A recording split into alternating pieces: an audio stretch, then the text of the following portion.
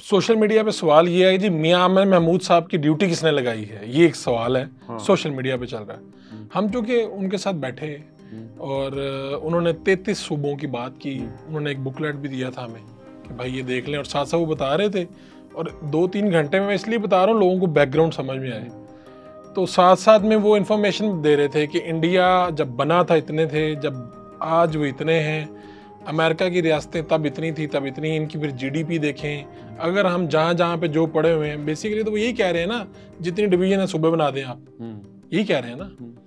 अच्छा, अब ये सारी बात करने के बाद तो हम सब ने अपनी अपनी तनकीदी बातें भी की। भाई किसी एक शख्स ने ये भी कहा लोकल गवर्नमेंट, तो उन्होंने कहा लोकल गवर्नमेंट में मैं 2 मरतबा मेयर रहा हूँ, ज़िले नाज़िम रहा हूँ लाहौर का, इसमें से कुछ नहीं निकलना। वो इसलिए कि लोकल गवर्नमेंट में मुशर्रफ फौजी के तहत थी, उसमें मेयर के इख्तियारात फाइनेंशियल तो थे नहीं। मेयर के बस ये कि अगर पुलिस उसके अंडर थी ना, लेकिन पुलिस की कोई काम नहीं करता था, अगर कोई डीएसपी वगैरह यहाँ तो मेयर कुछ नहीं कर सकता था, वो उसकी रिपोर्ट कर सकता था, फैसला ये मुशर्रफ साहब के जब से, हालांकि उस वक्त तो मियां आमिर साहब की ये तूती बोलता था कि उनके घर आके मुशर्रफ साहब स्टे करते थे, यानी इस लेवल का उनका असर रसूख था। लेकिन आप कह रहे हैं इख्तियार, उसमें कोई शक नहीं है कि उस वक्त कराची से नेमतुल्ला खान और लाहौर से आमिर महमूद बहुत इफेक्टिव मेयर के तौर पर सामने आए थे, लेकिन मुशर्रफ ने पावर नहीं दी थी। यानी मुशर्रफ ने जो पावर थी ना, वो फौजी कभी पावर नहीं देता ना जी। सवाल तो ये है कि पहले तो आप तय कर ले कि पाकिस्तान में जो पार्लियामानी डेमोक्रेसी है, ये जिस तरह फंक्शन कर रही है, क्या ये प्रॉपर तरीका है? क्या ये चल सकती है, यहाँ डिलीवर कर सकती है? कहते ही फलां बात करेंगे तो फलां नहीं मानेगा। अच्छा, आप अपनी अपनी कॉन्स्टिट्यूंसी की पॉलिटिक्स कर रहे हैं, अपनी अपनी कॉन्स्टिट्यूंसी को खुश कर रहे हैं। आप चाहते हैं कि आपको फंड मिले, क्यों मिले? कि आप अपने कॉन्स्टिट्यूंसी पे काम कर सके। और भाई जो प्लानिंग है, जो दूसरे लोग जो जिन्होंने काम करना है, ये काम लेजिस्लेटर का तो नहीं है कि फंड का इस्तेमाल करें, लेकिन फंड को इसलिए आपको दिया जाता है ताकि आप आइंदा इलेक्शन के लिए तैयारी कर सकें।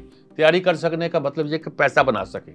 तो ये सारा सिस्टम, एक पार्लियामेंट सिस्टम जो है ना, पाकिस्तान में करप्ट होकर रह गया है। कुछ लोगों का ख्याल है कि पार्लियामेंट सिस्टम है ही करप्शन का गढ़, हमें किसी इसको ये नहीं कि प्रेसिडेंशियल सिस्टम ले आए, बल्कि ये कि इस तरह यूरोप में जिस तरह बहुत से तरीके हैं, ब्लेंड भी किया हुआ है, आपको ब्लेंड करना पड़ेगा। लेकिन कौन करेगा, कैसे करेगा?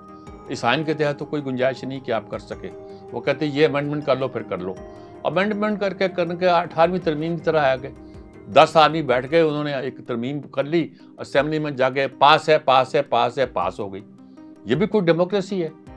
यानी एक आदमी जिसकी पार्टी सिर्फ 4 लोगों पर मुश्तमिल है, उसका वहाँ एक बंदा बैठा हुआ है, वो आपको ब्लैकमेल कर रहा है, आप उसको खुश करने के लिए कहते हैं अच्छा यूं नहीं यूं कर देते। तो ये सारे जो सिस्टम है कि ये हमें सोचना पड़ेगा कि आगे चल के कैसे ये मामला आगे बढ़ता है। काला बाग आप नहीं बना सकते, काला बाग छोड़ दीजिए।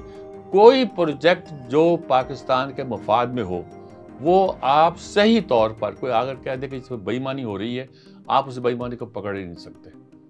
आपके पास कोई तरीका ही नहीं है। जब तक कोई सख्त सिस्टम नहीं आता ना, बल्कि एक साहब तो हमारे यहाँ सरदार साहब जो है, वो तो कहते फिरते हैं कि दुनिया भर में डेमोक्रेसी बाद में आती है, पहले इंडस्ट्रियलाइजेशन आती है। और इंडस्ट्रियलाइजेशन जो है थोड़े से डंडे से ही आती है। सिंगापुर में हो, मलेशिया में हो, जापान में हो, चीन में हो, और वो कहते हैं इवन इंग्लैंड में।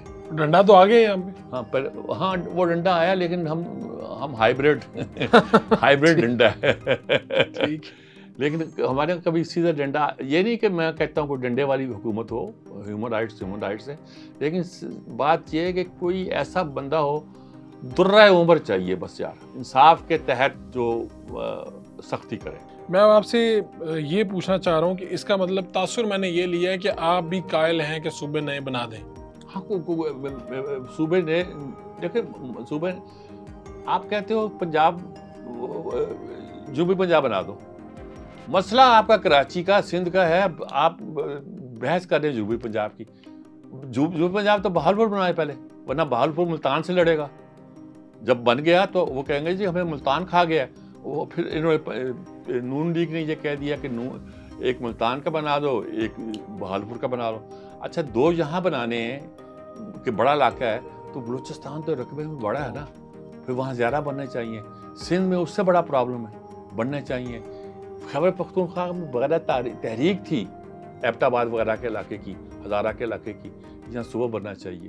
تو بہتر نہیں ہے کہ آپ انتظامی صوبے بنا دیں ڈویژن بنیادوں پر جیسے ہیں، اور اب یہ کیسے بنائیں، اس کو فنکشن کیسے کریں، یہ کیا کریں، اس میں بھی نیت کا سوال ہے.